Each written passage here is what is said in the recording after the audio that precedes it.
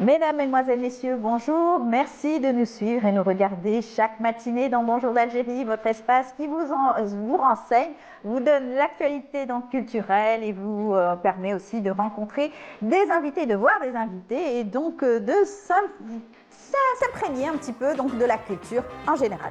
Nous aurons avec nous chaque lundi, donc comme à l'accoutumée, notre ami Djaoudet Gessouma. Bonjour Djaoudet, comment ça va? Oui, ça va. Dans la rubrique Eclectica. Voilà.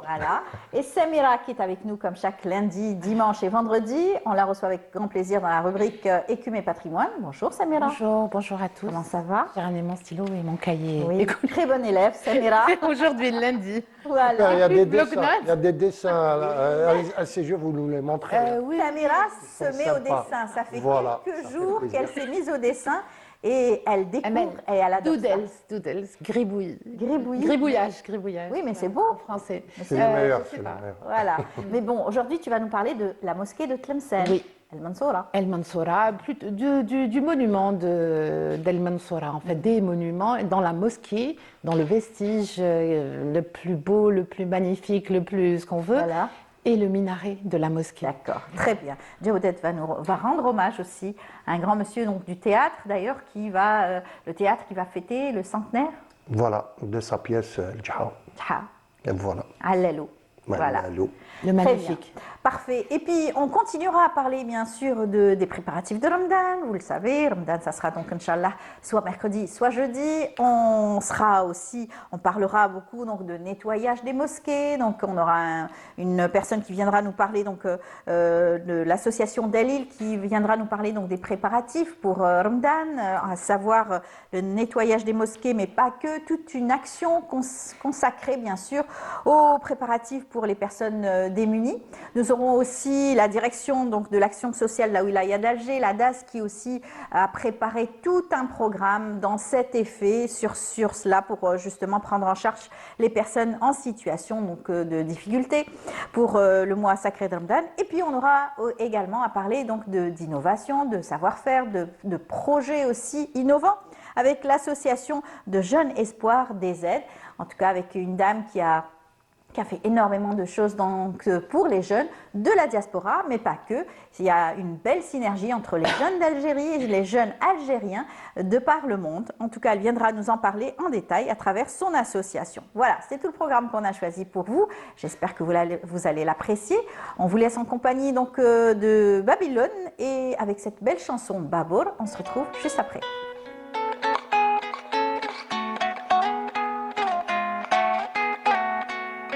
يا بابور وإذا طولنا الغياب تلقى الجارة عند الباب قول لها الخاطر مشروع يا بابور وينهم الأخوات والأصحاب ماما وبابا وما لقيت جواب والطير جناحه مكسور حاجيتك يا حبيبة ما جيتك ماشي بيدي خليتك لا تردي عليا اللوم يما الحنينة فينك على خدي حاطي ايدك مسحي دمعة العيون كيف حالك يا احبابي صحابي والجيران في الكارتي قهوة بالدخان والياسمينة وسط الكور كيف دار ماني اللي بقوا فيها غير حيطان قالوا لي بدلت العنوان ووليدك قاطع البحور يا بابا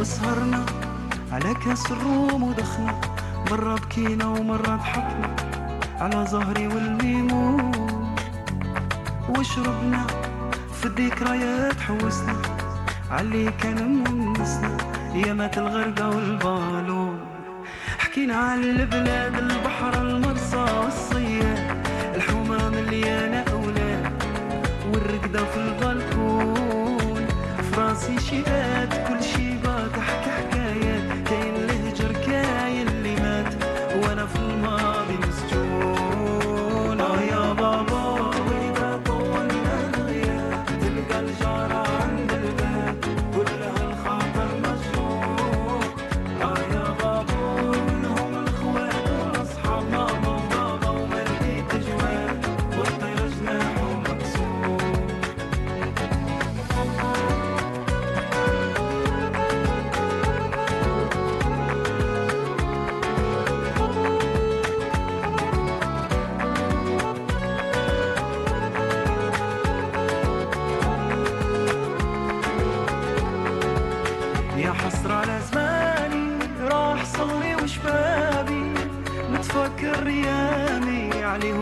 نبكي بدموع راني وحداني عايش غريب براني مكان اللي ناداني خايف اسمي ينسوه يا بابور إذا طول الغياب تلقى الجار عند الباب كلها الخاطر مشروع يا بابور منهم الخوات والاصحاب ماما وبابا وما لقيت جواب والطير جناحه مكسور يا بابور إذا طول الغياب تلقى الجار عند الباب. Voilà, une belle chanson, en tout cas c'est mon coup de cœur à Babylone pour cette chanson Babor et j'espère que vous aussi vous l'aimez, je sais pas, hein, Oui, peut-être, ouais. Bien sûr. Tabarlouh, oui. Ouais. Oui. Ça va? Vous êtes en forme Ça pour va. débuter? Oui, oui. La rubrique Eclectica avec Oui. agenda culturel, c'est tout de suite.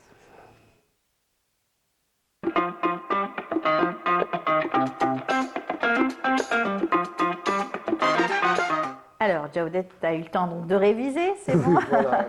Oui, oui, pour prendre le bateau justement et Ouais. aller pas très loin du square pour Pour Saïd, Saïd. pour un hommage qui va célébrer le centenaire de la pièce Dja qui a été écrite en 1926 par Sid Ali, enfin Ali Allalou, Ali Slali Di Allalou.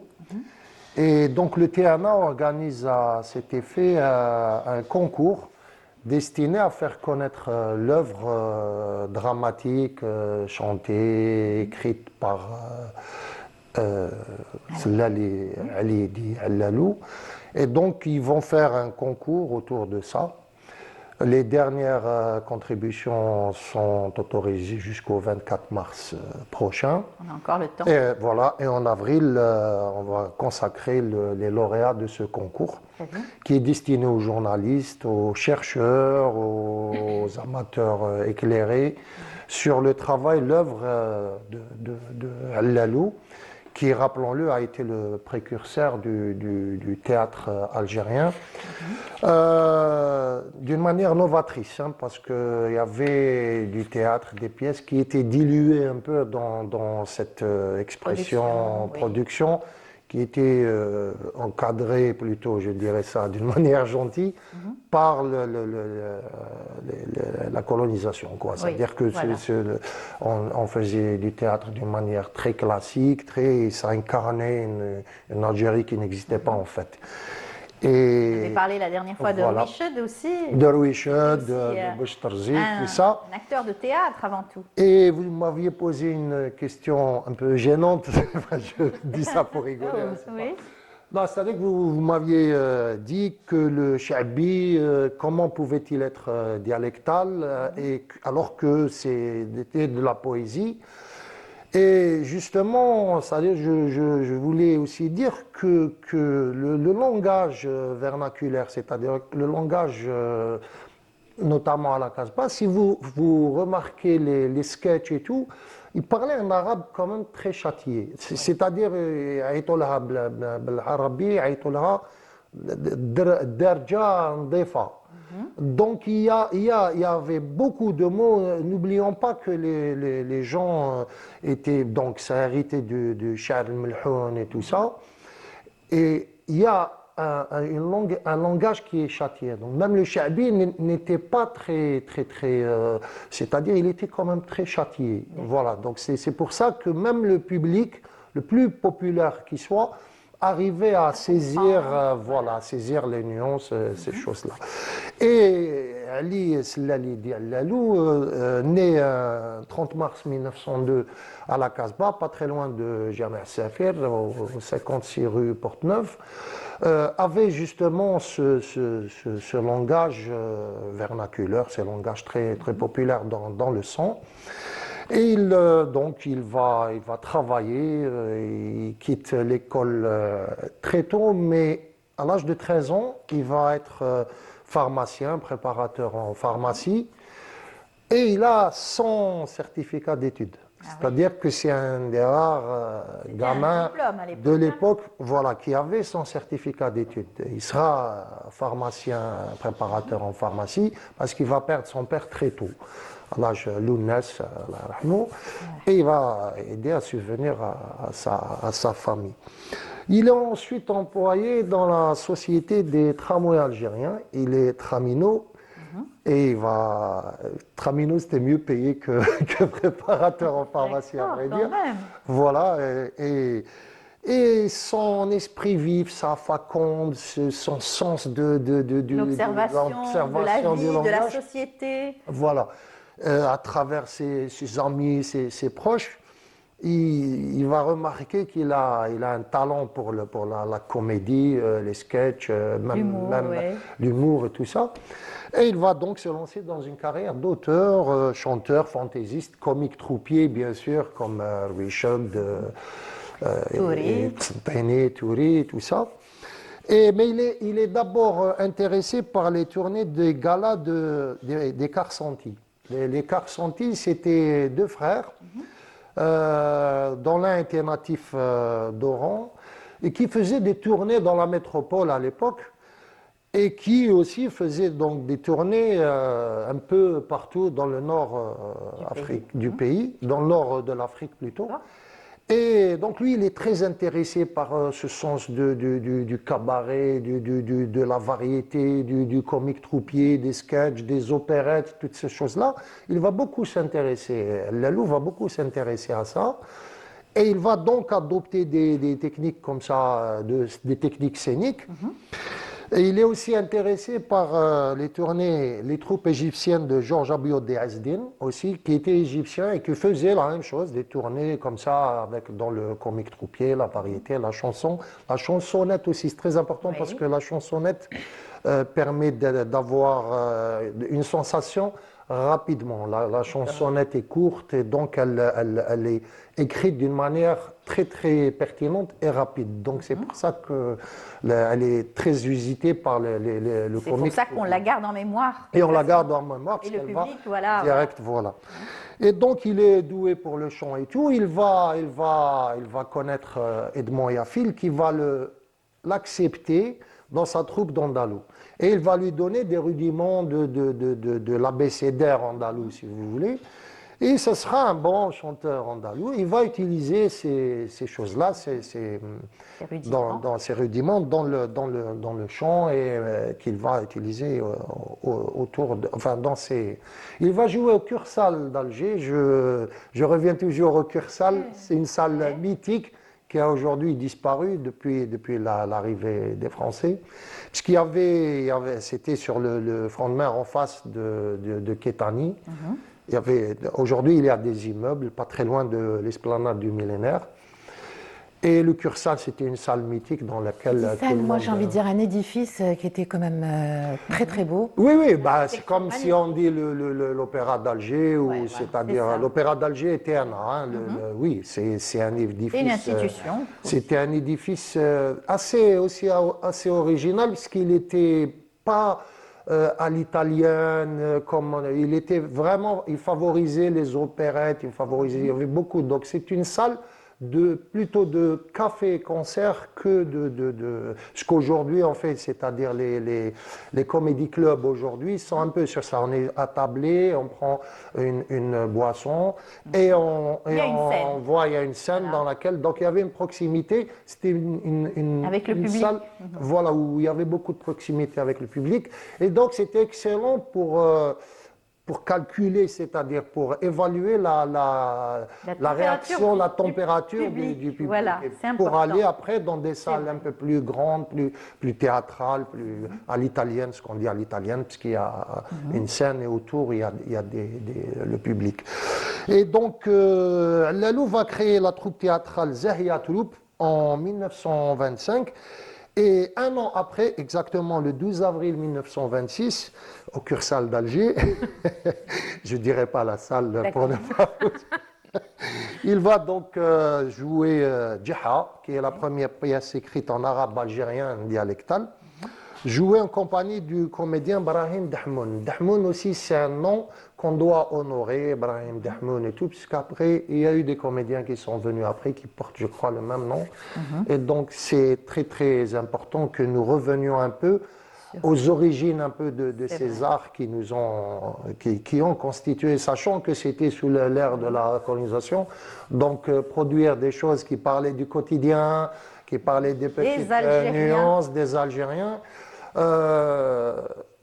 Lalou a fait une très belle alchimie, c'est qu'il a continué à jouer, à chanter, mais il était auteur, dramaturge, il a écrit Il savait des chansons, écrire, il ouais. savait écrire des chansons, des pièces de théâtre et tout ça, et les jouer aussi.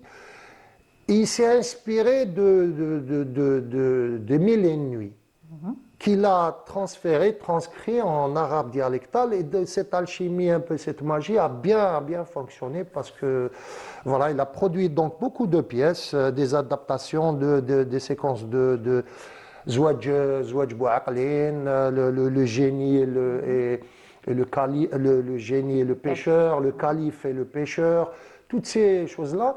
Une série. Une série donc beaucoup inspirée des Mille et une nuits, donc de ces récits un peu magnifiques qu'il a magnifiés à travers sûr. un langage quotidien Théâtral, et qui ouais. avait beaucoup de succès.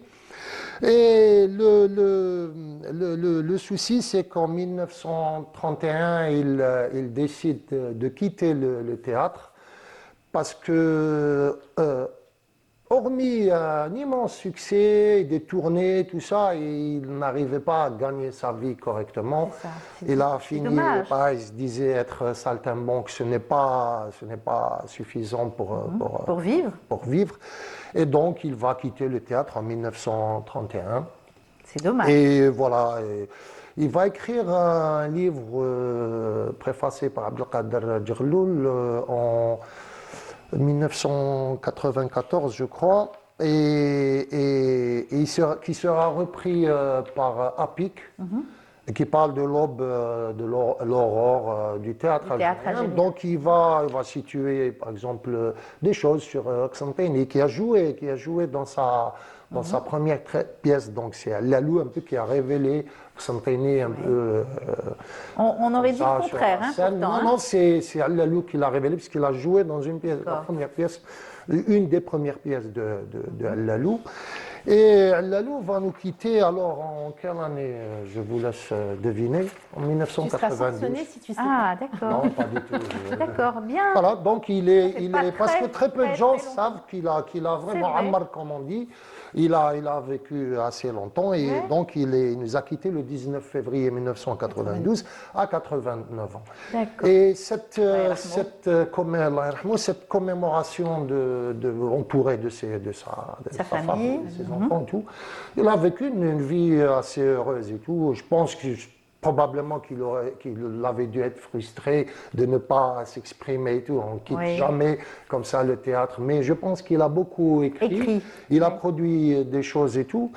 Et voilà, l'hommage est mérité et il est obligatoire aujourd'hui de travailler sur ces grands dramaturges, sur ceux qui ont écrit la musique, sur ceux qui ont fait du Qui ont été les théâtre, précurseurs, du Cherbi, qui ont les été précurseurs. Donc de la culture. Parce qu'ils avaient un engagement, ce n'était pas gratuit, ils ne faisaient pas des choses pour éblouir le public Voilà. comme ça, mais ils le faisaient C'était de la penser, ils le recherche. faisaient réagir. Ils parlaient de la situation des Algériens La colonisation. à l'époque, de la colonisation, de toutes ces choses-là. Et ce n'est pas gratuit quand on voit la notion du pouvoir, pourquoi le calife et le pêcheur, pourquoi. Lui, il a interpellé ces choses-là des Mille et une nuits parce que ça parlait un peu du pouvoir de l'époque oui. qui brimait et Le peuple algérien, d'ailleurs. Et d'ailleurs, il a été applaudi par la critique française de l'époque. Sans le savoir. Mais ce qui est, voilà, qui disait, oui, les Mille et une nuits, la magnificence et tout ça. Et ils ne se sont jamais doutés que, au fond, implicitement, en filigrane, ces textes parlaient un peu justement de cette domination et tout ça. Tout à fait. Et c'est ce qui fait que Lali doit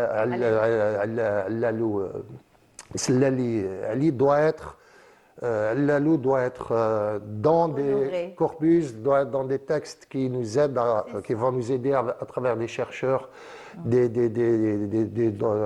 la documentation très bien faite. On a très peu de documentation sur c'est lui et vrai, tout. c'est dommage. Et c'est bien, donc ça sera le 24 mars, tous les chercheurs qui ont travaillé ou qui travaillent sur lui, les journalistes, tout ça, peuvent remettre leur texte Très bien. le 24 mars qui sera primé. Voilà. Et il y a 200 000 dinars de prix. mal.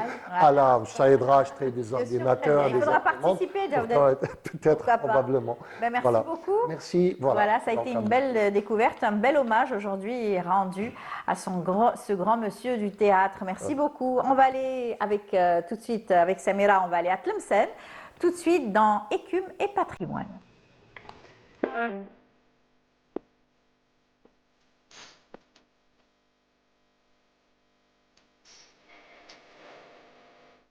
Ça y est, Samira est intéressée, elle veut participer. Elle veut Il a écrire. dit 200 000 dinars. Voilà. Donc, Samira, tu vas nous emmener à Tlemcen. À Tlemcen, une à la destination, découverte. Oui. très très belle destination. On pourrait même La aller ville que pendant tu le connais très Ramadan. bien aussi, puisque tu as à travaillé. Tlemcen. Oui, oui. Oui, Tlemcen pendant 2 ans, j'y ai Ouais. habité. Oui, oui. J'ai pratiquement habité partout. Oui, pratiquement, oui. Nord au sud, est-ouest. Exact. Donc, très très belle région. Déjà Tlemcen, qu'on surnomme la perle du Maghreb, son architecture, son histoire, ses savants, ses érudits, ses mosquées, ses édifices. Et alors, des édifices qui remontent aussi depuis la plus haute.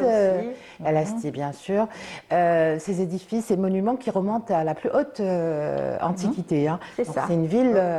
À l'Antiquité et l'époque médiévale, ça a été vraiment le sommet de Exact. cette ville. L'époque médiévale. Partout, en architecture, Partout, dans tous les domaines. en commerce. Ouais. On est un Civilisation. carrefour, ça passe la route de l'or et la route du commerce. Le passage des érudits se faisait par Tlemcen. Ouais. Donc on peut imaginer l'ambiance, l'atmosphère.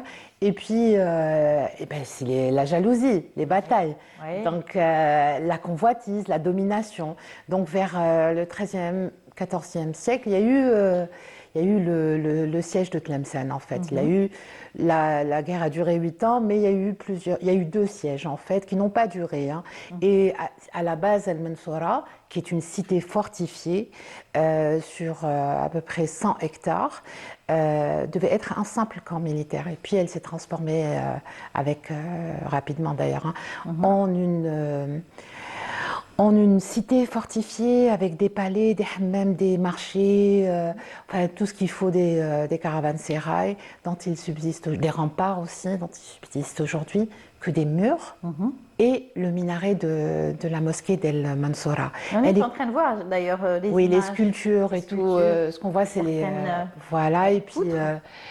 Moi, je trouve qu'ils sont magnifiques, les petits motifs. Il y a une jeune artiste qui avait repris ce motif. On peut s'inspirer des motifs qu'il y a sur les vestiges algériens, les monuments, pour en faire des décors sur les vêtements. Ah. Donc elle a fait ça pour... Là, on voit les remparts. Oui, les remparts de là. On le voit de partout, en fait. Il est très beau. Il est divisé en 2.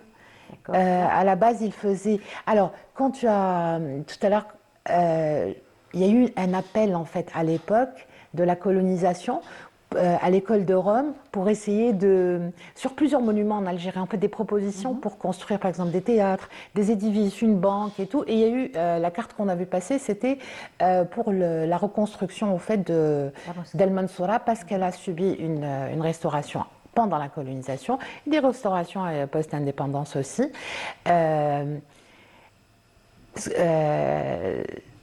Ce que je voulais dire, c'est que le minaret fait 38 mètres de hauteur. Il y a une légende qui accompagne la mosquée, bien sûr. C'est que le sultan de l'époque rappelait que on est sous le style, on va dire, des Mérinides. Les Mérinides sont une dynastie qui a été fondée en Algérie. Le fondateur, Abdelhak Ier, est né dans on va dire, ce qui s'appelait le Zab. Non, le Zab, qui est la région des Ibans, qui s'englobe Biskra, Djelfa. En fait, ce sont des tribus nomades qui se déplacent à la base. C'est la palmeraie. Voilà, c'est ça, les Ibans, on va dire. C'est le Voilà. pluriel de Zab. De Zab, parce que ça englobe plusieurs régions. À l'époque, ce sont des Eight Mérines. C'est devenu les Mérinides avec la déformation avec le temps.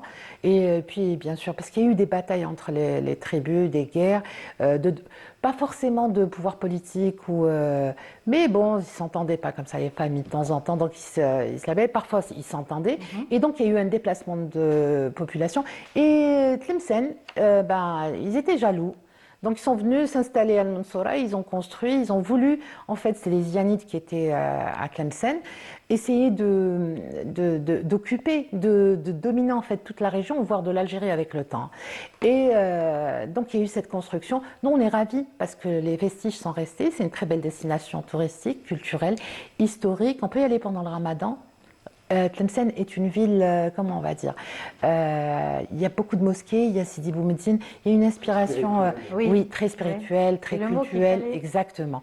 Donc le climat, il fait un peu froid en hiver, mais c'est très agréable. Franchement, c'est très agréable. On n'est pas loin des Trara, il y a Nadroma, et puis il y a le Mansoura, il y a beaucoup de choses à visiter. Et entre autres, cette mosquée, cette cité, cette ancienne cité fortifiée, qui a, tu sais, au moment du coucher du soleil, on peut voir comme ça une espèce de couleur rosée, ocre, en tout cas qui brille sous le soleil. J'essaie de trouver une pointe, Jodette me regarde comme ça, poétique. Tout ça pour dire, Le soleil en plein. tout ça pour dire que, Je suis dans l'ambiance, il n'y a pas de souci. tout ça pour dire J'ai un spot en pleine face, donc le soleil, je le vois, il n'y a pas de souci. Bon, Il est coucher trop de grand, soleil, Jodette, romantique. il est trop grand. Donc tout ça pour dire qu'elle a été construite. Pourquoi elle a cette allure, cette couleur? C'est qu'elle a été construite avec de la pierre, donc je l'ai écrit, silicium rose en fait. C'est ça qui donne l'éclat. Et puis cette couleur qu'on voit de loin. Le tableau qu'on voit, c'est Yelles qui l'a peint. C'est un enfant de Tlemcen. De Tlemcen, ancien exactement. directeur le premier directeur De l'école des Beaux-Arts, l'école nationale des Beaux-Arts. qui a fait beaucoup de monuments aussi. Ouais, c'est bien d'avoir un artiste sur notre plateau. Voilà. Voilà. Il y a Hamch Oui, bien sûr. Msli Qui ont repris. Non, Hamch Msli et Yelles qui sont Originaires de Tlemcen. donc ils ont incarné cette ville Oui. Magnifique. d'une belle.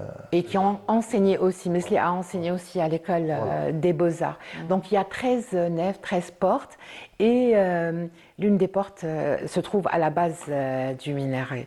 Voilà. Donc la mosquée en elle-même fait entre 60 à 80 mètres. Bon, maintenant elle n'existe plus, il reste ce minaret. Ce minaret qui a une légende, le sultan ou le roi de l'époque avait demandé à 2 architectes, l'un musulman, l'autre chrétien, d'édifier en fait plein de choses. C'est un ensemble. L'ensemble, voilà. C'est un complexe. C'est un complexe. C'est pour ça qu'elle est intéressante. Mais le minaret, qui, pour moi, c'est celui qui a le. frappe Ouais, au premier lieu. voilà, il est Ouais. emblématique. On monte, il y a des marches à monter, puis on arrive. C'est monumental. Beau, ouais, Voilà, et puis, même les quand on découvre un petit peu la région. La région. c'est beau. Et en fait, c'est comme si on était au Sahara. Il y a une espèce d'harmonie avec la nature, une espèce de silence spirituel incroyable qui englobe toute C'est ces beau régions. quand Il y a on des monte forêts, sur, il y a des dans un arbres. minaret. Oui. On était monté à El Oued dans une vieille mosquée. C'était très, très joli de voir un petit peu l'ensemble donc, du marché, parce qu'en général, c'est tout autour d'un marché. Il y a, Oui, il y a toujours toujours un marché. Un Voilà. marché, mosquée, C'est ça. boutique, habitation, et puis et donc elle est décorée de végétaux, de floraux, de fleurs, pardon. Voilà, c'est très avec des sculptures, oui, C'est des bien, céramiques. bien décoré. Oui, elle est très très belle. Et c'est bien sûr avec les matériaux locaux, hein, Oui, oui. et une inspiration. Il la compare à la mosquée de Séville, par exemple. Le minaret d'El Mansoura ressemble à la Giralda de Séville, en Très fait. bien. Voilà. Donc, très belle. Elle a été classée en 1967. Un beau voyage que Dieu Très, nous a très beau offert voyage. aujourd'hui. Toute la région, en fait, de Tlemcen, Wahran, bien sûr. Puis on descend après, si on veut, sur Béchar, et puis on continue vers le Tanzerouft, Voilà. par exemple. Elle On peut adore. faire ça, c'est la meilleure Elle route pour adore. y aller. Hein. On Voilà. peut s'arrêter à Sidi Belabès aussi. C'est ça. c'est Eh bien, merci Samira Voilà. pour cette belle découverte. En tout cas, une belle mosquée à aller découvrir, aller aussi visiter El Mansoura du côté de Tlemcen. Ce sera peut-être l'occasion Firmdan. d'y aller. Firmdan, Pour manger pourquoi pas. harira, et puis Ouais. ils ont de très bons plats. Elle est très bonne, Harira. Voilà. Merci beaucoup, Samira. Merci, Jawdet. Merci À la semaine prochaine. Sahar Ramadankoum. Vous serez Oui. fait Ramadan la prochaine Oui, fois. oui. On commencera l'émission à 8h30. Donc, pour ceux qui nous suivront de bon matin, ça sera donc à 8h, bien sûr. Sahar Lahna. Merci beaucoup. Merci, Allez, Ahmed. bonne journée. Allez, on va rester dans les mosquées. Cette fois-ci, on vous invite à aller découvrir les belles expositions qu'il y a en ce moment même à la Grande Mosquée d'Alger, avec une exposition photo, une exposition de céramique. Regardez, c'est un reportage signé Samia Bouarour. Le musée de Jama' al-Jazaïr ouvrira ses portes aux visiteurs pendant le mois sacré du Ramadan à travers l'exposition des œuvres de grands maîtres et artisans en céramique, miniature, calligraphie, photographie, sculpture et autres. À savoir les œuvres de Samir Jama', Hedawi, Adjaoud, Kour et d'autres noms qui ont laissé leur empreinte. Donc ces expositions rentrent dans le cadre des activités du musée de la civilisation islamique en Algérie, qui se situe dans le minaret, et c'est un musée qui s'inscrit en hauteur sur 15 étages.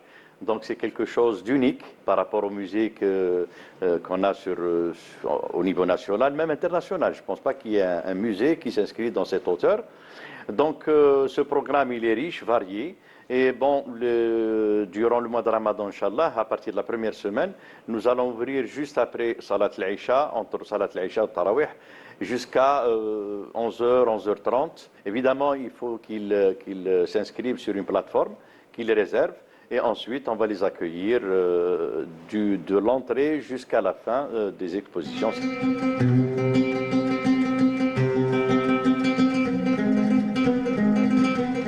Les expositions préparées spécialement pour Ramadan sont réparties sur 7 étages. Les groupes de visiteurs seront accompagnés de guides pour une meilleure organisation, l'occasion de permettre au public de tout voir. On va retracer finalement l'histoire par des objets qu'on peut acquérir et aussi par un travail. Bien sûr, on va travailler beaucoup sur l'intelligence artificielle, sur les modes d'exposition, les modes qu'on retrouve dans les musées modernes, c'est-à-dire vous avez le mapping, vous avez les chambres immersives, vous avez le 3D, vous avez etc. Donc, toutes ces techniques seront mises à l'œuvre dans ces salles ici. Des représentations techniques de haute gamme seront au rendez-vous pour faire revivre l'art et le patrimoine islamique à travers des hommages à de grands maîtres, à l'exemple de Boujma al-Amli et Mohamed Ben Saïd Chérifi.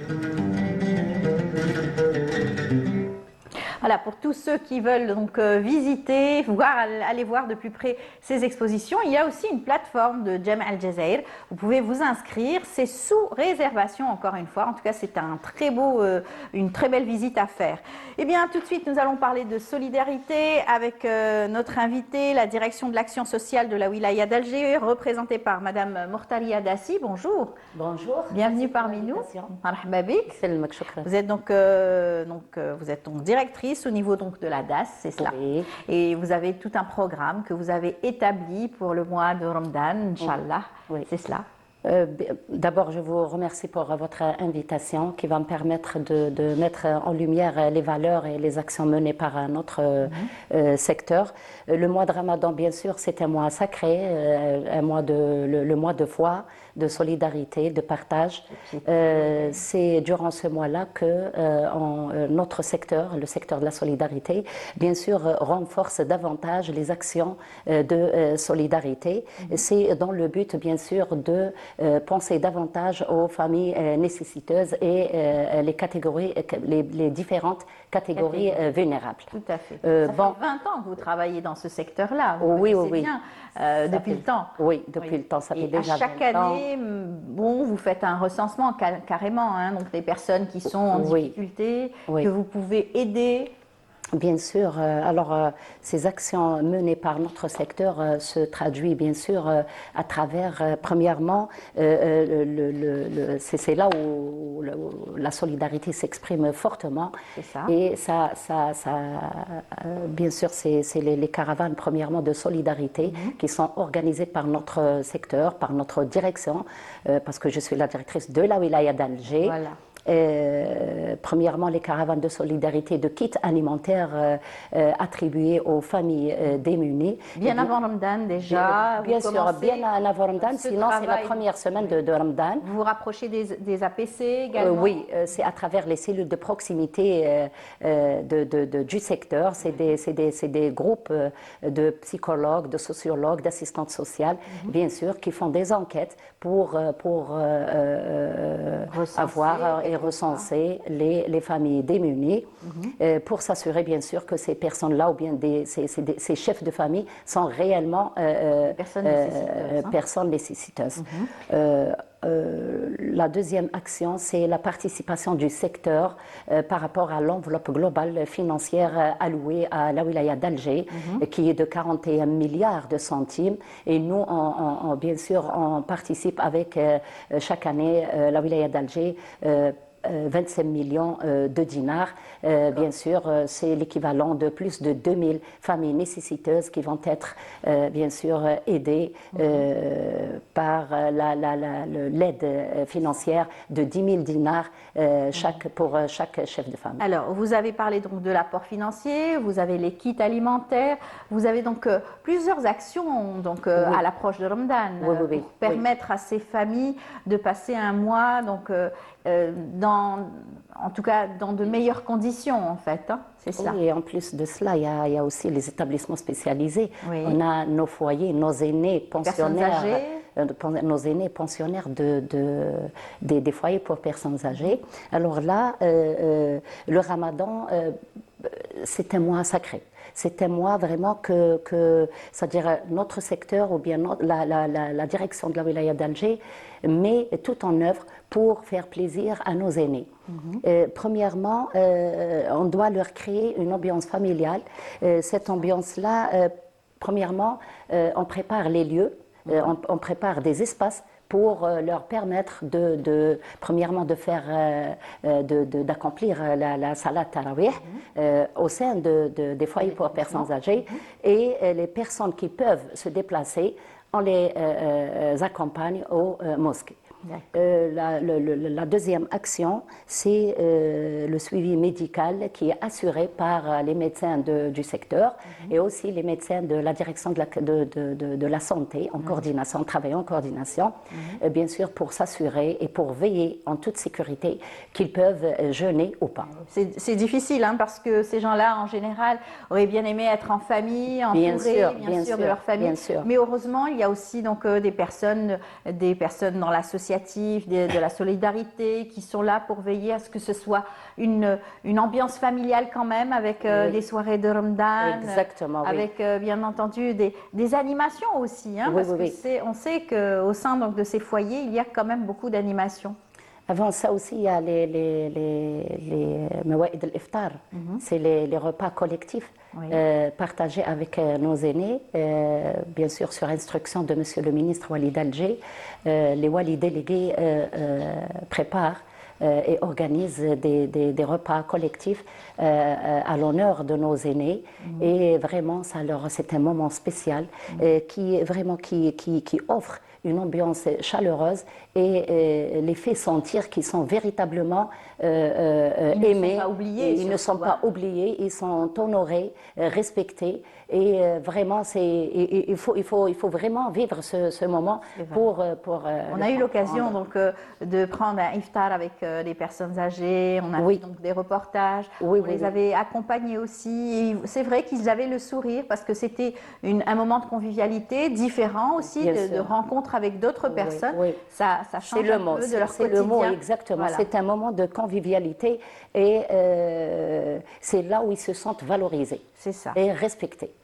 Et nous aussi, ça nous fait plaisir, hein, parce que vraiment, c'est notre travail. Nous, on a deux payes. On a la paye qui est chaque mois, et la paix qui est l'ajra avec Alhamdulillah. Rabbi subhanahu. Alhamdulillah. Alors, vous avez donc tout un travail justement pour organiser cela. Vous êtes au sein de la DAS des équipes pluridisciplinaires. Vous avez parlé donc d'assistantes sociales, vous avez parlé de psychologues, Oui, vous avez oui. parlé donc de toutes ces personnes qui doivent être donc disponibles le jour de Ramadan aussi. Oui, ces personnes-là, c'est les travailleurs sociaux, bien sûr. Oui. C'est les cellules de proximité, c'est les travailleurs sociaux de la direction au Oui. sein de la wilaya d'Alger, c'est-à-dire la direction. Aussi, il y a la société civile, les associations à caractère social. Elles sont de plus en plus nombreuses, oui, durant ce nombreuses, mois. qui travaillent en coordination avec nous. Il y a aussi, on travaille avec la société civile, la distribution des vêtements de l'Aïd al-Fitr, bien sûr sur la base c'est-à-dire une base de données qui est installée au niveau de la DAS, et c'est là où on peut, c'est-à-dire on fait des enquêtes par le biais des CPS pour s'assurer aussi que ces enfants-là, ils sont issus de familles démunies. Il y a plus nécessiteuses, bien sûr, et il y a plus de 1000 tenues distribuées et attribuées à ces enfants-là. En prenant bien sûr en compte l'âge, Bien sûr, les les tailles, pointures, aussi des bien sûr, enfants. bien sûr. Tout un recensement au préalable, bien sûr. Exactement, pour leur faire plaisir. Sans oublier aussi une nuit qui est sacrée, la nuit de Laylat al-Qadr. Laylat al-Qadr, on organise, d'abord c'est une nuit qui est symbole de spiritualité, et cette nuit-là, on organise des rencontres intergénérationnel, entre Tawassul Bayn al-Ajyal, entre nos aînés et les enfants orphelins. Et c'est là où ils يديروا لهم الحنة, les personnes âgées أمهاتنا يديروا الحنة pour les enfants. Oui. Et cela, ça va permettre aux enfants de sentir la chaleur familiale d'un côté, et d'un autre, ça va permettre aussi à nos aînés de se sentir utile, et de transmettre leur expérience et leur affection à ces enfants-là. Et c'est vraiment des moments conviviaux, des moments chaleureux. J'imagine. Il y aura aussi la soirée donc, de circoncision. Donc, et aussi la soirée de circoncision de chaque année de plus de 400 à 500 enfants. Oui. Et c'est aussi de familles démunies, en coordination toujours avec la société civile, les associations que je salue d'ailleurs de ce plateau, Voilà. les associations à caractère social et humanitaire. C'est formidable. Et il reste juste un dernier point, celui donc de la famille productive. Aussi, là encore une fois, vous avez un chapitre. Oui. Il y a la famille productive, c'est un dispositif qui est mis par le secteur de la solidarité. On accompagne des femmes également qui exercent des métiers de préparation, gâteau, couture. Des métiers qu'elles font à la maison. À la maison, bien sûr, pour aider leur famille. Sinon, c'est des familles qui ont le mari handicapé, ou bien c'est des veuves, c'est des femmes divorcées. Et là, c'est en collaboration avec la direction de commerce qui, bien sûr, installe les marchés de proximité. Et là, c'est une occasion pour ces familles-là pour commercialiser leurs produits et, bien sûr, gagner leur vie, bien sûr, avec honnêtement. en tout cas, beaucoup donc, de plaisir pour elles. En tout cas, merci beaucoup, madame. On vous souhaite bon courage pour ce que vous allez réaliser tout au long donc, de Ramadan, bien avant, mais aussi durant Ramadan. Merci à vous. Je vous remercie pour me donner cette invitation et de pouvoir partager l'esprit de solidarité avec vous. C'est très gentil. Merci. Merci beaucoup. Merci. Bien, on continue notre programme. Je vous invite à suivre ce reportage signé donc Samia Bouarour, qui a fait un gros plan sur le Conservatoire d'Alger. On se retrouve juste après. Mélissa Bedran, 21 ans, titulaire du premier prix dans la discipline piano classique. Aujourd'hui, elle est professeure ici au niveau du Conservatoire central de musique et de déclamation d'Alger, baptisé au nom de la légende du Chabi Amr Zahi, un endroit qu'elle a fréquenté très jeune. Depuis que j'ai 5 ans et demi, j'ai vécu ici, on peut dire. Oui, ça fait très longtemps. Qu'est-ce que ça représente pour vous, le piano? C'est un peu une deuxième vie. Ce n'est plus juste une passion. Je ne peux plus passer ma journée sans y jouer, sans avoir des pièces à répéter. C'est un échappatoire. Donc j'aimerais bien, dans le futur, avoir plus d'opportunités pour peut-être, je ne sais pas, égayer les moments des gens. Plusieurs disciplines sont disponibles entre classique et andalou. Ici, on respire l'art et on le déclame dans toutes ses formes. Le cas de Farouk, ce petit garçon qui a choisi cet instrument malgré son jeune âge. La batterie, il y a un instrument هايلة نقدر نلعب بها وتانيت سهلة شوية نلعب بها نولي ندير لا batterie. Très bien. Tu peux nous jouer un petit quelque chose? Ok. Bravo.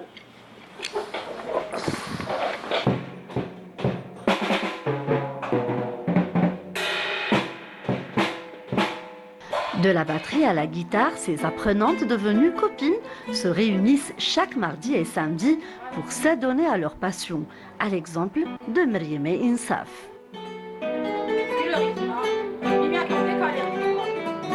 Moi, je suis en première année moyenne. J'aime la guitare, j'aime la musique et j'ai commencé à faire de la guitare quand j'avais 11 ans.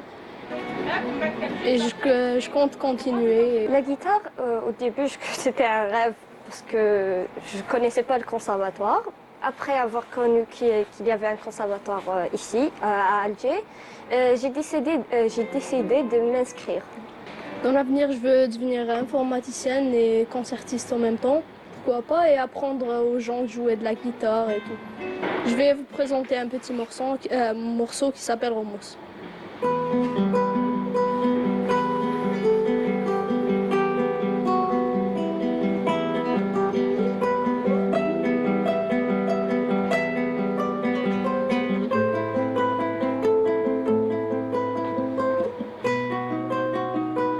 Au niveau de ce conservatoire, l'héritage culturel et artistique algérien est bien conservé. Dans cette classe, des qsaïd issus du patrimoine sont transmises aux jeunes générations.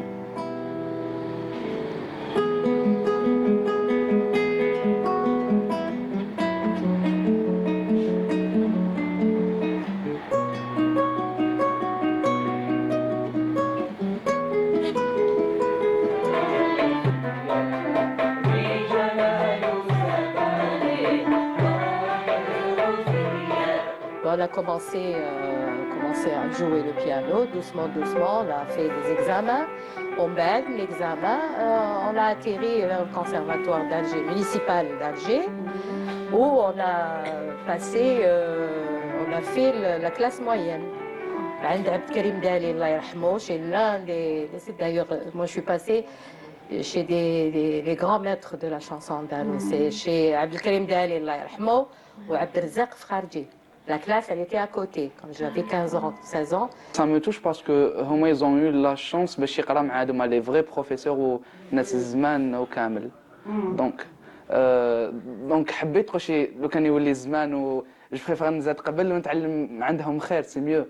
مام لا بروف ثاني تاعنا مدام حميدة تمدنا غير الحاجه القديمه وكامل. الموسيقى الأندلسية عندها قيمة كبيرة أكيد. تربي الانسان، تردك ظريف، تعلمك بزاف عفايس. مام في القول تاع الاندلس كي تقراو زعما القول تاع اغنيه موسيقيه راح كاين بزاف شغل حكم وفوائد حنستفادوا منهم. On veut préserver ce patrimoine algérien تاعنا تاع جدودنا تاع nos maîtres. Inch'Allah, il y aura la relève parce que les jeunes de maintenant, ils sont motivés, ils veulent apprendre la musique andalouse.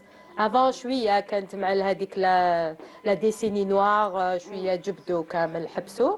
ومن بعد دوك لا عاودوا رجعوا le retour, vraiment ça fait plaisir. Ce lieu d'apprentissage de musique dans toutes ses dimensions a fait sortir des générations d'artistes, choristes, concertistes qui ont brillé à l'international. De retour sur le plateau, je vous l'ai annoncé en sommaire, nous allons faire un gros plan sur un savoir-faire et surtout donc une belle rencontre qui a permis donc de montrer les talents de chacune. Parce que je dis chacune parce qu'aujourd'hui autour de notre table il n'y a que des dames et des dames, de belles dames qui vont nous parler de leurs projets, surtout de leur formation. Et qui est à la tête donc de cette belle rencontre? C'est Madame Khalida Wafi. Bonjour. Bonjour Madame, merci pour l'invitation. Merci à vous d'être parmi nous. Vous êtes donc à l'origine donc de cette belle rencontre puisque vous formez aujourd'hui des jeunes issus donc de l'immigration ou des jeunes Algériens. Vous les faites rencontrer, c'est cela? Tout à fait. L'idée au départ, c'était pour créer cette synergie et de les voir ensemble, discuter des projets ensemble. C'est ça, voilà, on va les présenter d'ailleurs. Alors on va dire donc Lamia Aissioui. Oui, Aissou. Oui. Bonjour et bienvenue. Bonjour, merci pour l'invitation. Bienvenue. Vous êtes arrivé pratiquement à terme de votre formation et vous attendez donc de mener à bien votre projet, Inch'Allah. Je l'espère, Inch'Allah. Inch'Allah, vous avez été lauréate donc de cette formation. Tout à fait, première. Première, la Hibarak. On va en parler dans un moment. Avec nous également Ahlam Ben Sayah. Oui, bonjour. Bonjour. Merci pour l'invitation, ça me fait tellement plaisir. Je suis deuxième lauréate au sein du programme Jeune Espoir des Aides. Voilà, bravo. Vous aussi, vous avez fait vos études et vous avez donc terminé. Oui, titulaire d'un master en didactique de la langue française. Et pour le moment, je travaille à mieux améliorer mon projet. Très bien, Inch'Allah. On vous souhaite tout le succès que vous méritez. Avec nous, Rania Medjadi, bonjour. Bonjour, merci pour l'invitation. Je m'appelle Rania Medjadi, ingénieure en chimie de formulation et propriétaire d'un laboratoire de fabrication des produits cosmétiques, Opules Cosmetics. Voilà, et en tout cas, bravo aussi à vous. Vous avez été lauréate. J'étais la troisième lauréate. Oui. Troisième lauréate de cette formation. Exactement. Et donc, ça a été pour vous, donc dès que vous êtes rentrée sur le plateau, vous étiez l'une inquiète de l'autre, bien installée ou pas, etc.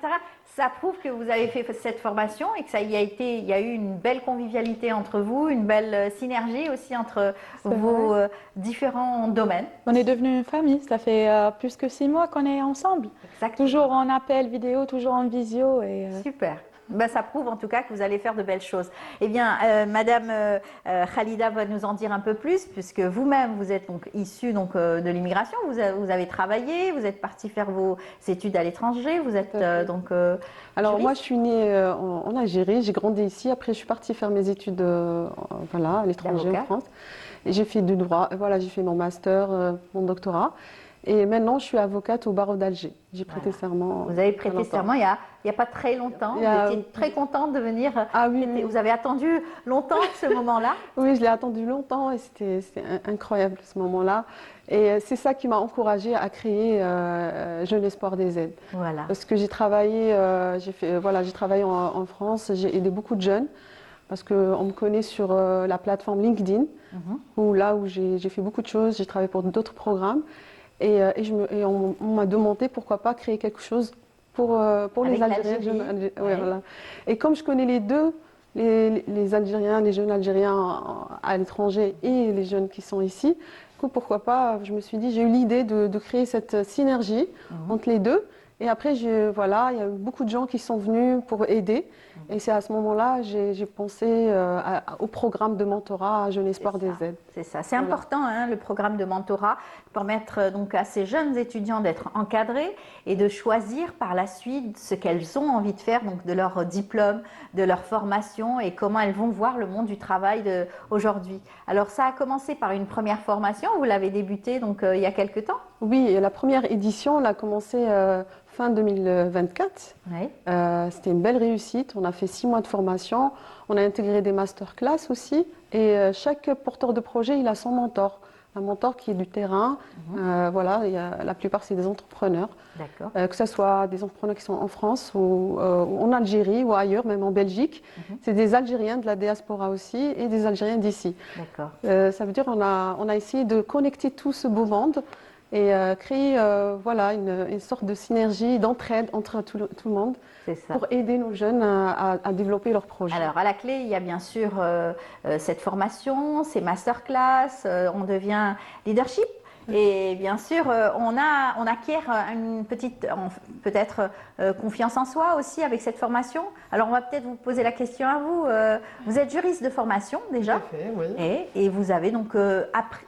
Comment est-ce que vous avez entendu parler de cette formation? En fait, sur les réseaux.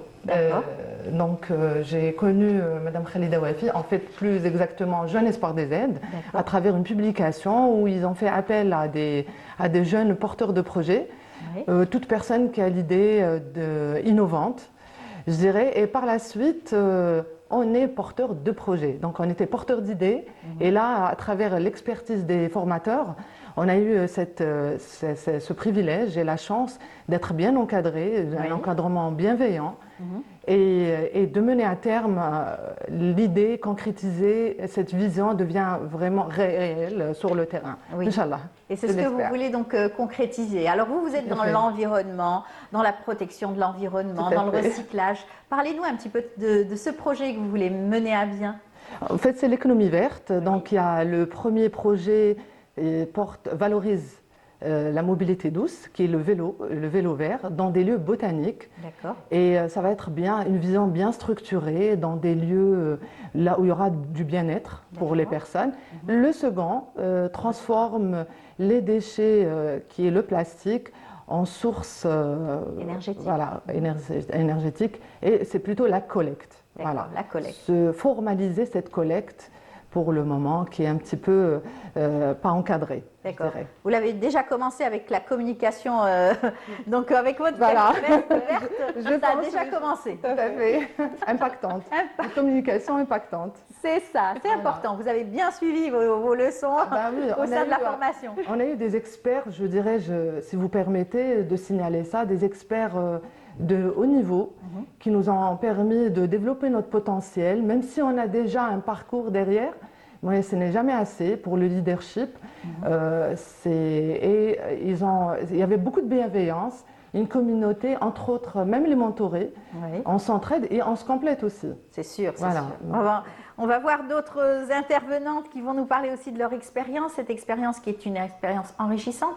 J'imagine pour vous, le Ahlam, oui, c'était Ahlam qui est dans la communication aussi, donc les langues. Oui, puisque j'étais déjà titulaire d'un master en didactique du français, donc j'ai aussi l'expérience d'être enseignante. Oui. Donc ce projet, ça englobe le tout.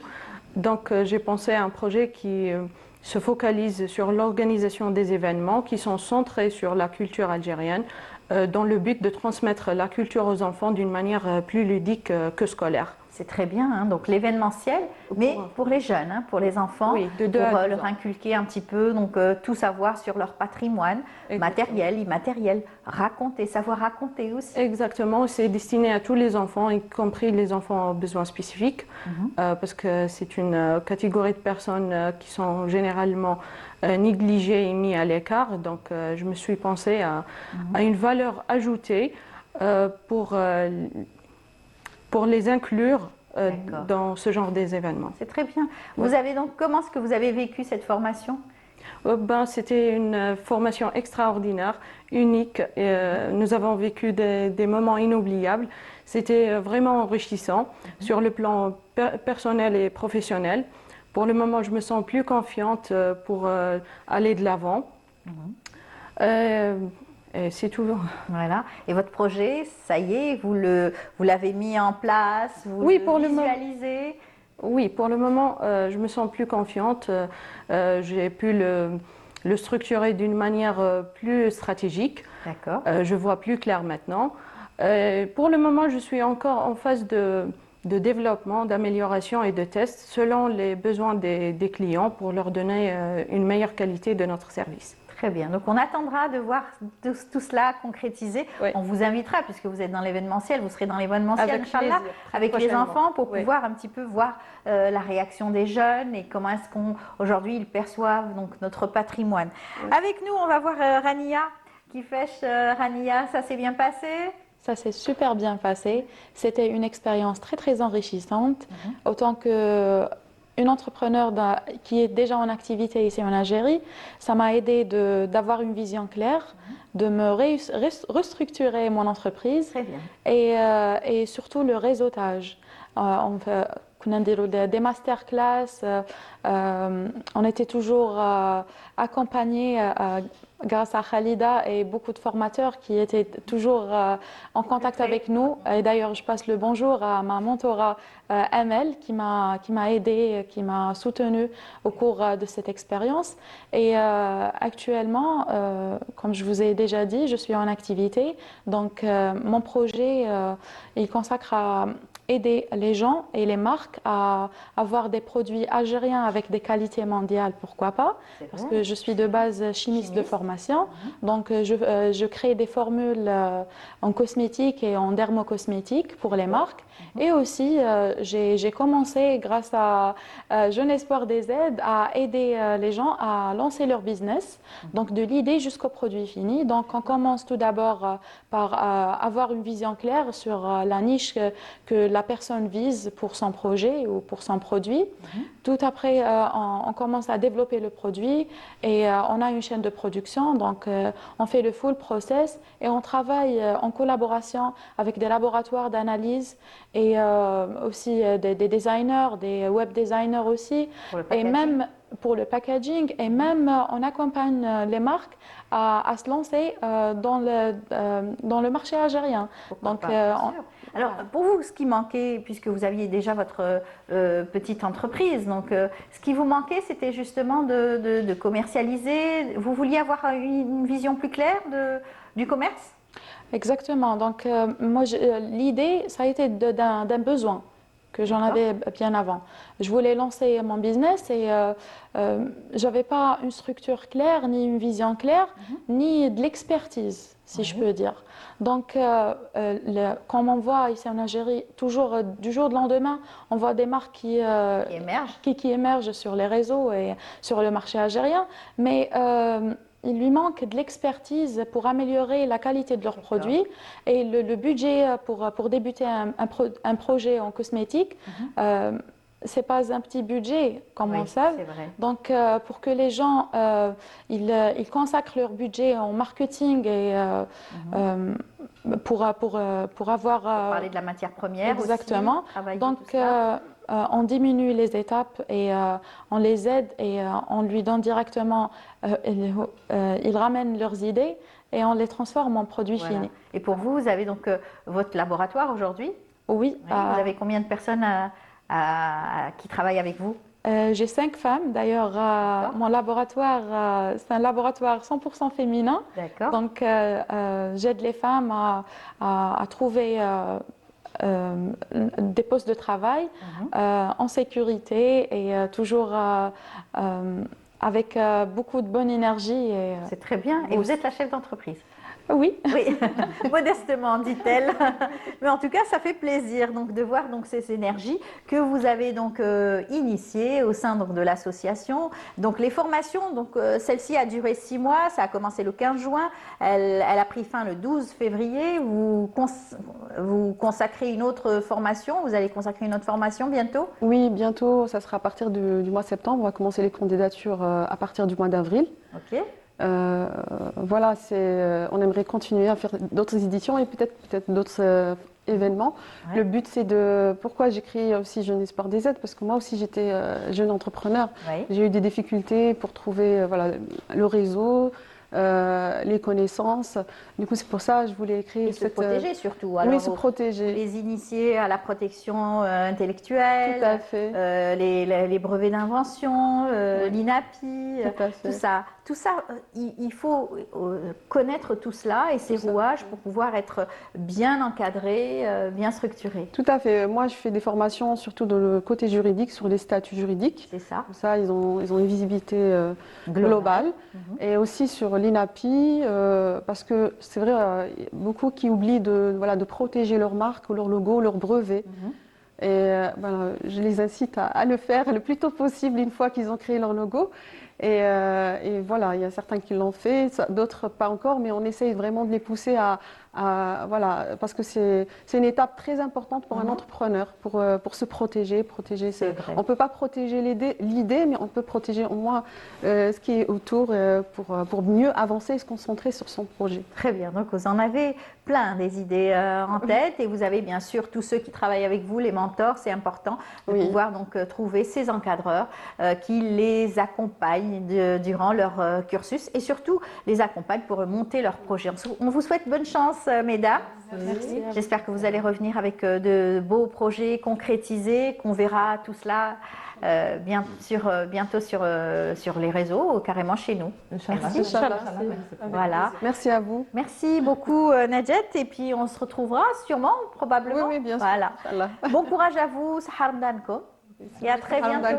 Merci. Voilà. Eh bien, on vous laisse tout de suite en compagnie donc, de notre journaliste Sophia Bessadet pour voir les préparatifs de Ramadan du côté de Béchar. On se retrouve juste après. À quelques jours du Ramadan, Béchar change de rythme.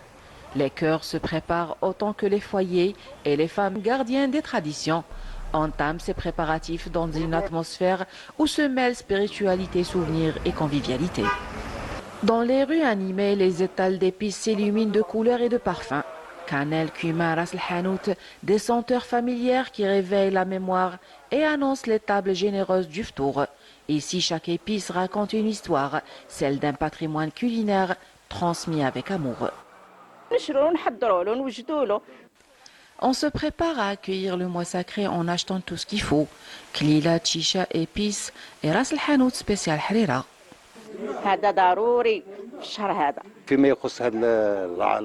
Le prour est incontournable à Béchar. Il crée une ambiance de sérénité et de spiritualité durant les soirées ramadanesques familiales. Pour les épices, il existe plusieurs mélanges pour différents plats et préparations. Exemple, café, shorba, mahouda et autres. Fidèle aux gestes hérités des aïeux, la femme bécharienne renouvelle aussi sa vaisselle.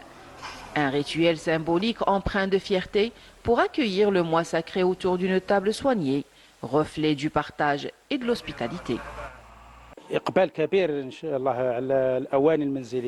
On constate une nette augmentation du nombre de clients. Beaucoup souhaitent renouveler leur vaisselle et leurs ustensiles de cuisine.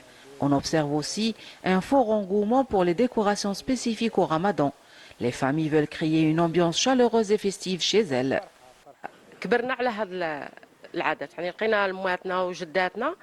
Acheter une nouvelle vaisselle, c'est une tradition que nous avons héritée de nos grands-mères. C'est une façon de célébrer l'arrivée du Ramadan.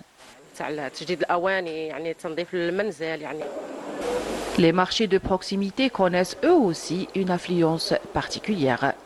Pour accompagner cette dynamique, un marché spécial Ramadan a été mis en place. Objectif, assurer la disponibilité des produits de large consommation et préserver le pouvoir d'achat des citoyens.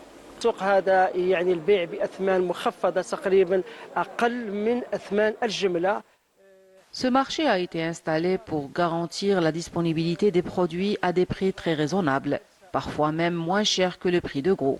C'est un mois de solidarité et une occasion pour les bonnes actions.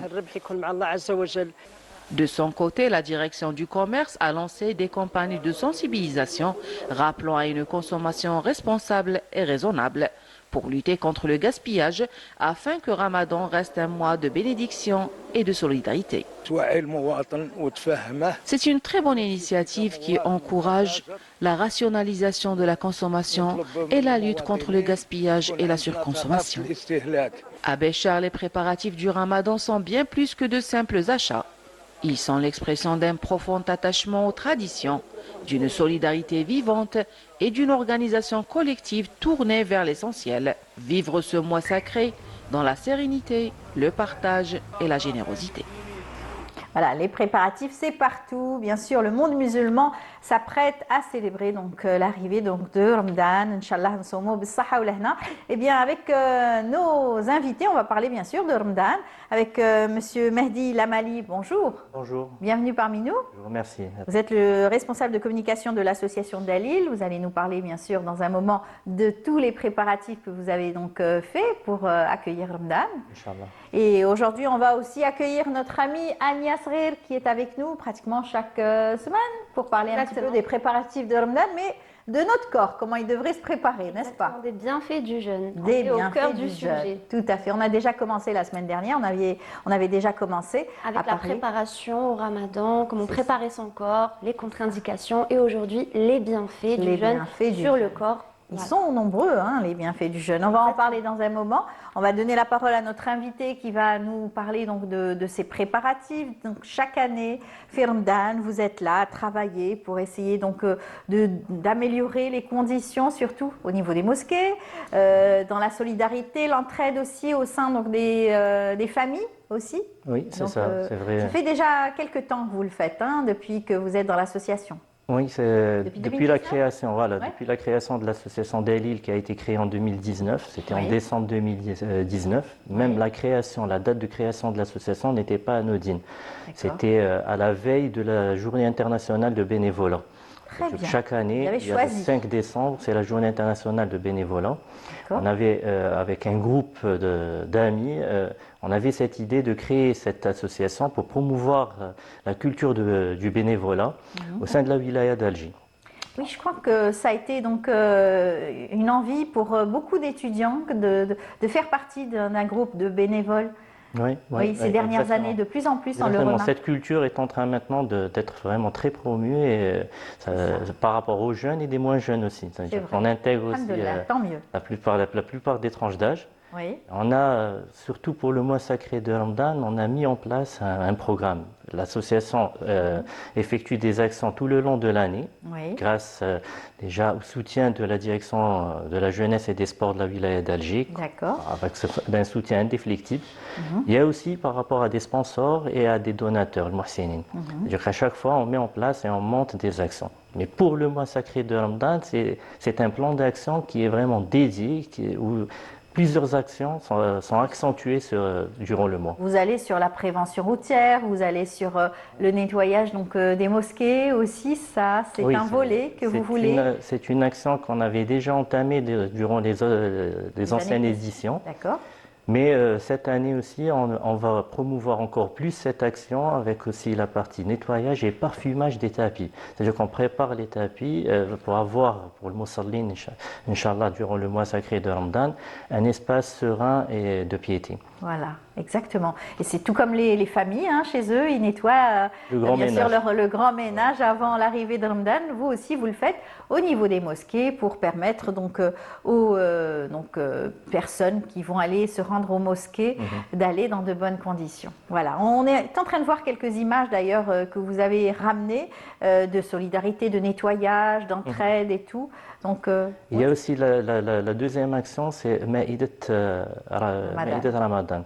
C'est un restaurant qui va se situer, Inch'Allah, au niveau du Sindé, avec un sponsor privé qui a pris en charge la totalité de cette action, c'est-à-dire qu'il nous a aidés pour la mise en œuvre de cette action. Et il y aura presque entre 100 à 150 repas qui vont être distribués par jour pour les gens de passage et des gens en difficulté. Très bien. Ça, c'est une première partie. Il y a aussi des coffrets on les a appelés des coffrets, c'est Iftar Saim, qui vont être distribués. C'est des petites rations de repas, des box, voilà, des repas qui vont être distribués au niveau des gares routières pour les voyageurs et pour les conducteurs, avec aussi une sensibilisation sur la prévention contre les accidents de la route Voilà, et pas de surtout pour vitesse. les excès de vitesse. Voilà, il ne faudra pas faire de vitesse. Surtout à l'heure avant un Voilà. petit peu l'heure de l'iftar, les gens ont tendance à faire beaucoup de vitesse pour rentrer tôt à la maison, C'est mais ça. aussi il y a aussi le risque d'accident Voilà. qui va être accentué. Voilà. Voilà, ce sont donc des conseils, des actions. Vous menez un petit peu, vous êtes sur plusieurs fronts pour essayer donc de passer un bon Ramadan. Hein. Oui, on essaye de faire de notre mieux pour égayer surtout pour faire partager cette fête et cette joie du mois sacré de Ramadan. Vous avez les rouages maintenant depuis 2019, vous le faites, vous savez exactement combien il faut, donc vous rassemblez les denrées, vous essayez donc d'offrir à ces personnes donc, en situation de difficulté des kits qu'il faut. Bien, C'est bien, ça. oui, oui. On essaie toujours d'égayer aussi, d'apporter un peu de joie pour cette occasion. Il y a une action aussi qui nous tient à cœur et qu'on n'oublie pas, par rapport déjà aux anciennes éditions et qu'on entame aussi cette année, c'est de faire des soirées thématiques au niveau des hôpitaux pour les enfants hospitalisés. C'est pour faire, histoire de faire entrer un petit peu de joie dans les soirées de Ramadan pour ces enfants qui sont loin de leur maison et qui sont dans cette vie dure de la maladie, qui combattent la maladie. En général, les parents viennent, mais c'est très difficile pour eux. Des fois, même les parents, ils sont loin de leur famille, comme de garde malade. Là, on essaye toujours de dégayer un petit peu, d'apporter notre soutien et notre aide durant ce mois. Exactement, c'est pas facile. Il y a aussi un autre volet que vous aimez aussi mettre durant ce mois, c'est le gaspillage, l'anti-gaspi. Oui. Oui, on a lancé déjà pendant plusieurs éditions, enfin presque 3 ou 4 éditions, le gaspillage contre le gaspillage du pain. Et pas aussi que, de l'eau. pas que. Mais c'est vrai qu'on a tendance, durant le mois sacré de Ramadan, on mange avec nos yeux. C'est vrai. On achète beaucoup de denrées, on achète beaucoup de produits, mais qu'à la fin, on ne mange pas beaucoup et ça va directement dans le gaspillage. On essaie de sensibiliser par des thématiques, par exemple au niveau des mosquées, au niveau des écoles, au niveau aussi même dans les rues. Avec des flyers, on distribue des flyers, on voit aussi avec les passants. Et on essaye de les sensibiliser et avoir cette prise de conscience pour ne pas gaspiller et pour passer, Inch'Allah, un Ramadan. Voilà, c'est bien la sensibilisation pour essayer donc que les gens ne soient plus dans ces achats compulsifs pour essayer donc de diminuer.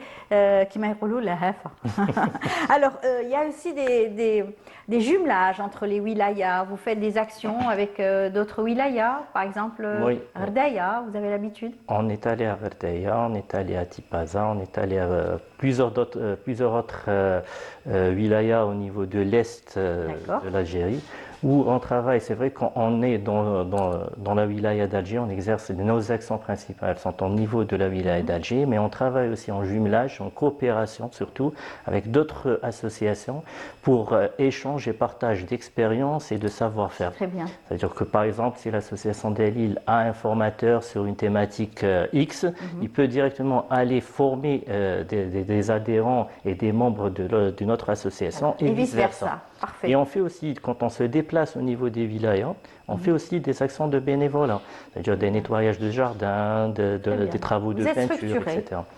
On essaie. Voilà, alhamdoulilah.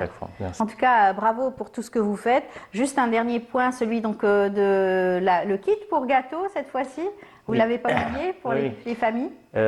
Généralement, on fait déjà la partie coufin de Ramadan, coufin Ramadan, pour toutes les denrées qui vont aider la ménagère pour le mois de Ramadan. Mais déjà, l'année dernière, on avait lancé une initiative pour le coufin de Halwa Tel-Eid. C'est un coufin qui va avoir toute la partie denrées qui vont aider la ménagère pour préparer Halwa Tel-Eid. Je parle sous réserve de madame la diététicienne. La diététicienne. C'est vrai. Je suis médecin nutrithérapeute, mais je vais vous expliquer plus tard au travers d'autres rubriques qu'on peut allier un petit peu gourmandise et santé. Et on va essayer alors de préparer un coufin qui va... vous me faites la transition est toute faite pour parler justement nutrition. Merci beaucoup. Vous allez suivre avec nous le côté santé et nutrition avec Agnès Rir tout de suite.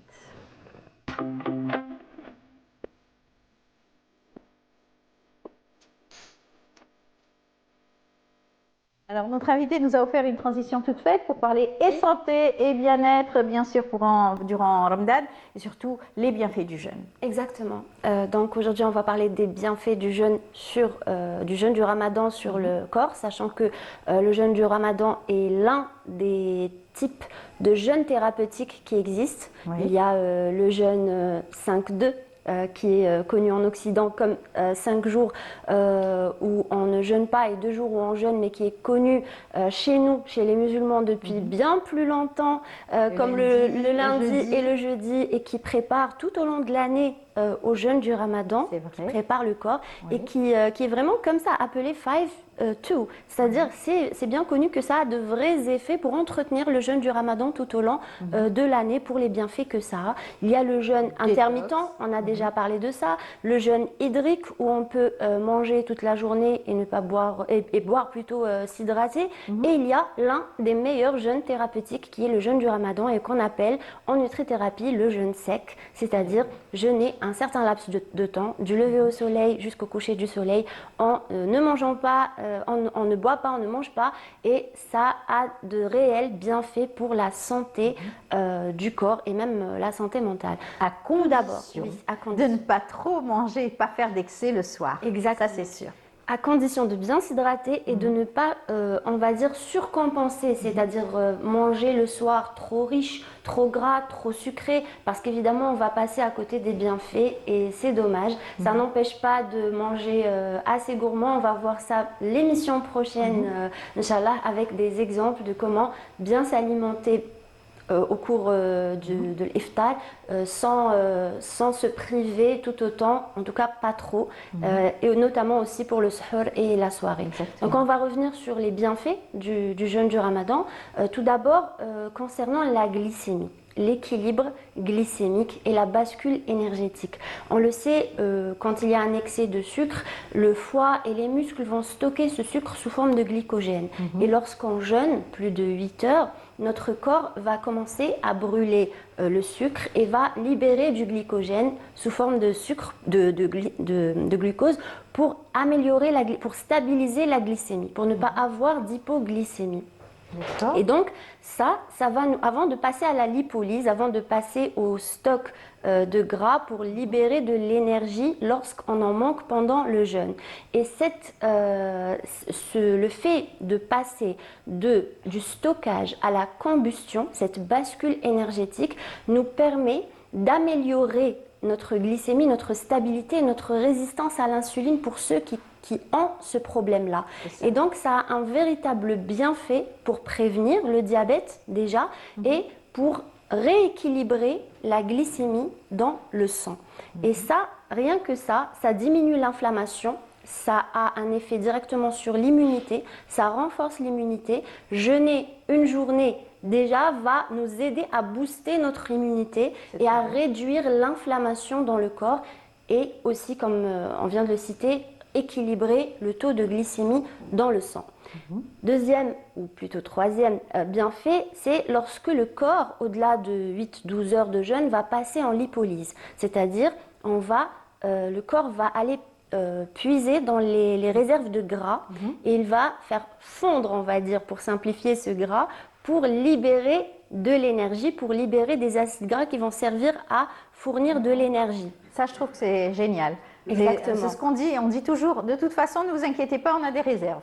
Donc, Exactement. on peut y aller. Il y a toujours des réserves. Il y a toujours des réserves. Et justement, cette lipolyse va permettre au corps déjà d'avoir assez d'énergie pour continuer la journée, mais ça va aider les personnes qui sont en surpoids, en obésité, ou à diminuer leur poids. Encore une fois, à condition de ne pas tout gâcher le soir. Voilà, mais si on mange juste correctement, juste une alimentation saine et équilibrée le soir, ça va vraiment permettre à diminuer le poids et à améliorer cet état d'obésité ou de surpoids. Et on se sent bien quand, bien sûr, on jeûne, on est très bien parce que même si vous mangez, de manière équilibrée, sans trop, bien sûr, faire d'excès, on se sent bien après. Eh bien, c'est expliqué aussi scientifiquement et on arrive au quatrième point qui est l'énergie.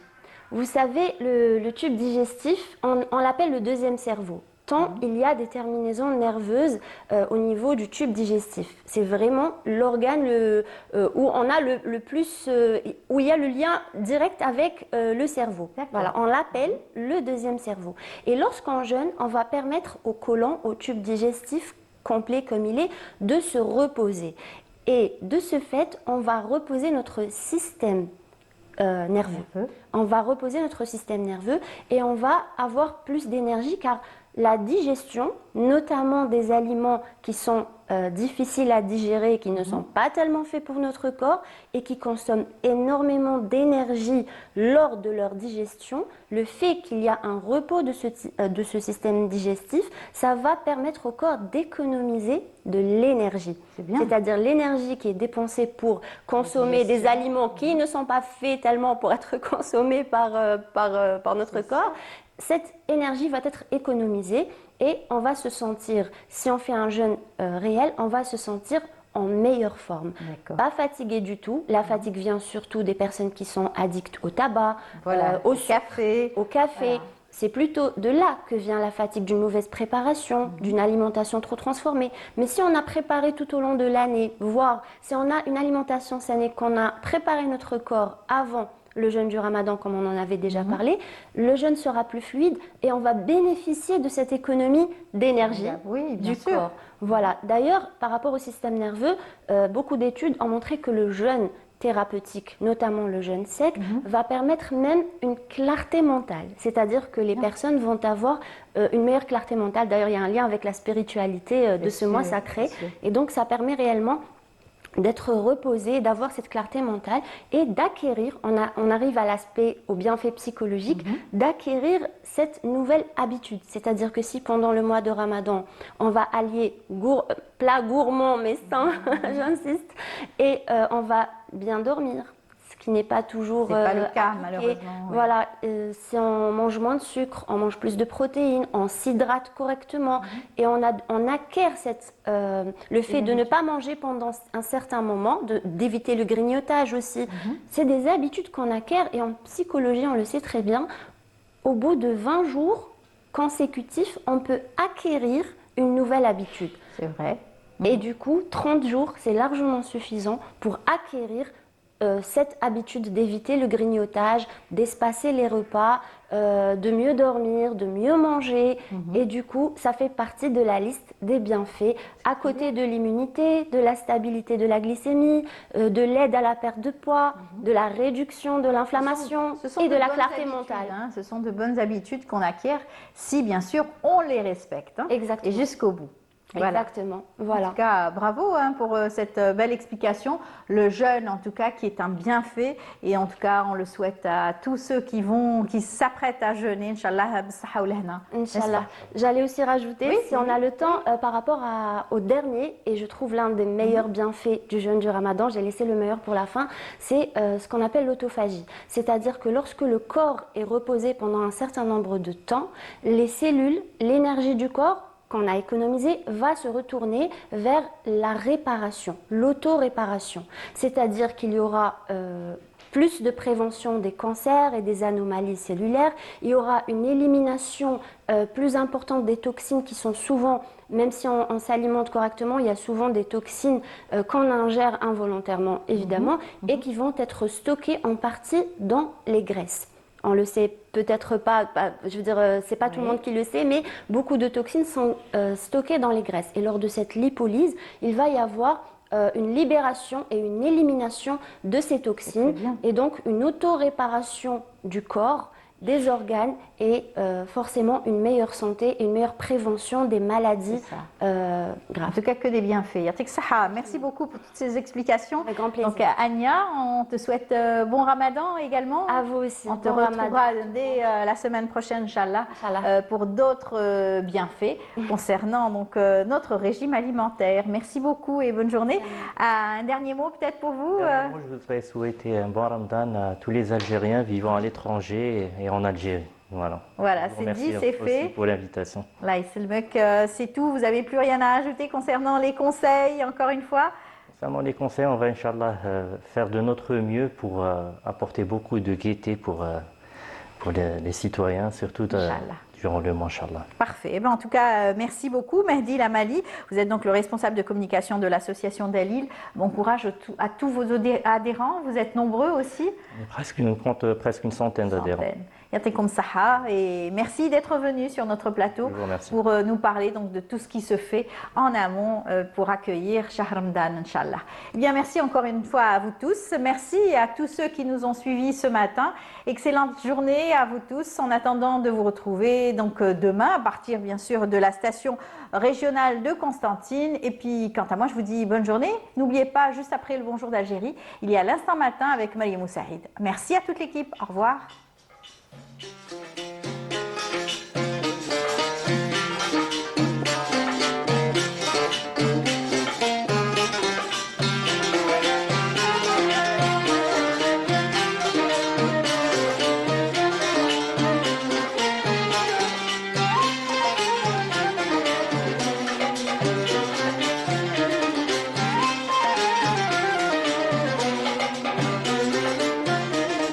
إلا كانك عوام ساعة في الموجة في البحر وساعة في الزمان العب فيه 12 شهر. وإلا كانك عوام ساعة في الموجة في البحر وساعة في الزمان العب فيه 12 شهر. شي ظهر يا إنسان ما يفريها غير الصبر. شي ظهر يا إنسان